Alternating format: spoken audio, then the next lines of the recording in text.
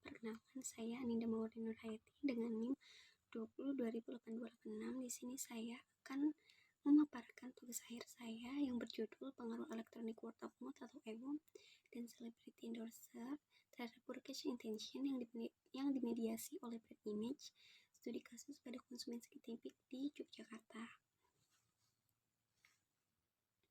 Kemudian latar belakang ini mengambil objek produk skincare. Nah, produk skincare itu merupakan produk perawatan wajah atau kecantikan yang sedang viral di pasar Indonesia. Kemudian produk tersebut itu diketahui berasal dari Kanada. Nah, skincare ini terkenal dengan produk yang berkualitas dan bisa mengatasi masalah kulit.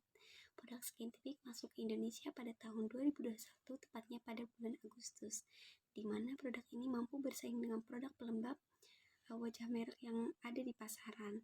Nah, bahkan sejak sebelum produk ini hadir. Adapun produk skincare yang ada di Skintific yaitu mulai dari moisturizer, kemudian toner, dan sunscreen. Nah, produk ini tersedia secara online maupun offline melalui Shopee, Tokopedia, dan lain-lain. Nah, menurut informasi yang dikumpulkan dari Kompas Dashboard sendiri, pada rentan waktu tanggal 1 sampai 15 tahun 2022, terdapat sekitar 4.800 daftar produk yang terdaftar di Shopee, Tokopedia dengan kategori pelembab wajah. Nah, di sini itu ada top rank pelembab wajah terlaris di Shopee, Tokopedia, dan Blibli. Nah, untuk Skintific berada paling atas dengan angka tertinggi yaitu 20,6% dibandingkan dengan merek lainnya. Selain itu, diketahui bahwa Skintific ini mampu bersaing bahkan mempunyai peminat yang lebih banyak daripada produk merek lokal itu seperti Wardah, MS Glow, Emina, White Lab, Madame Michi, dan Scarlett. Maka dari itu, penulis melihat adanya fenomena yang terjadi dalam dunia skincare. Skintific itu mengalami penjualan yang signifikan, bahkan Skintific ini berhasil mencapai peringkat ketiga dalam daftar top brand perawatan wajah dengan total penjualan mencapai 44,4 miliar selama periode April hingga Juni di tahun 2022.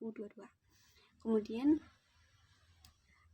mengamati peristiwa yang menunjukkan minat konsumen terhadap produk ataupun merek yang baru yang sedang ramai diperbincangkan di media sosial, mulai dari tokoh terkenal hingga masyarakat umum yang membahas manfaat dari produk tersebut, menunjukkan tingginya minat beli produk dari konsumen.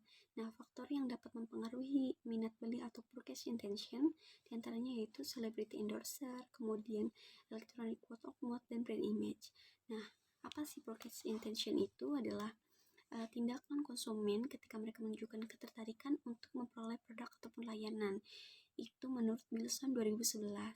Nah, kemudian untuk penelitian terkait mengenai EWM terhadap purchase intention yang dilakukan oleh Rosiana et al. 2023 menyimpulkan bahwa electronic word of mouth itu tidak memiliki pengaruh yang signifikan terhadap purchase intention.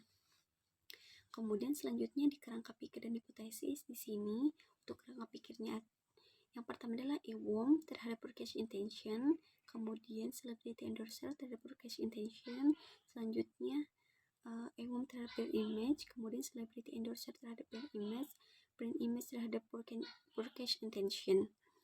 Nah, kemudian untuk hipotesis pertamanya itu EWM terhadap purchase intention, yang kedua celebrity endorser terhadap purchase intention, yang ketiga EWM terhadap brand image, yang keempat celebrity endorser terhadap brand image, yang kelima brand image terhadap purchase intention, yang keenam EWM terhadap purchase intention, yang ketujuh celebrity endorser berpengaruh terhadap purchase intention. Kemudian untuk metode penelitian ini, yang pertama ada populasi, sampel, dan teknik mengambil sampel.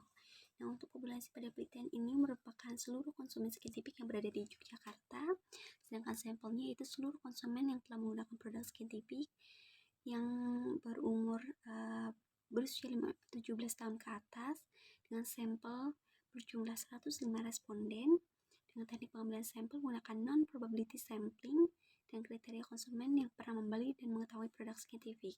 Nah, kemudian untuk sumber dan metode pengumpulan sampel, yaitu data yang diperoleh dengan penelitian ini menggunakan data primer, sedangkan metode pengambilan sampel yaitu menggunakan kuesioner yang dapat diisi secara langsung oleh responden menggunakan Google Form agar memudahkan responden dalam mengisi kuesioner. Kemudian next. Nah, untuk pembahasan di sini ada di normalitas. Di persamaan 1 itu asim signifikannya 0,150, kemudian yang persamaan kedua itu 0,161. Dikatakan normal apabila nilai asimnya sendiri lebih dari 0,05. Kemudian untuk multikolinialitasnya sendiri, yaitu di sini ada EWOM dengan nilai toleransi 0,57 dengan nilai FIP-nya itu 1741. Nah, dikatakan multikolinialitas itu tidak terjadi multikolinialitas apabila nilai toleransinya itu lebih dari 0,1 dan FIP-nya itu lebih kurang dari 10. Nah, di sini itu tidak terjadi multikolinialitas. Kemudian untuk heteroskedastisitasnya sendiri, yaitu tidak terjadi heteroskedastisitas dengan nilai lebih dari 0,05. Kemudian di sini untuk uji F-nya sendiri dinilai persamaan 1 dan persamaan kedua apabila nilai signifikasinya itu kurang dari 0,05 maka terdapat pengaruh secara simultan. Kemudian untuk uji T-nya itu apabila nilai T hitung lebih dari T tabel dan nilai signifikannya itu kurang dari 0,05 maka terjadi pengaruh secara parsial.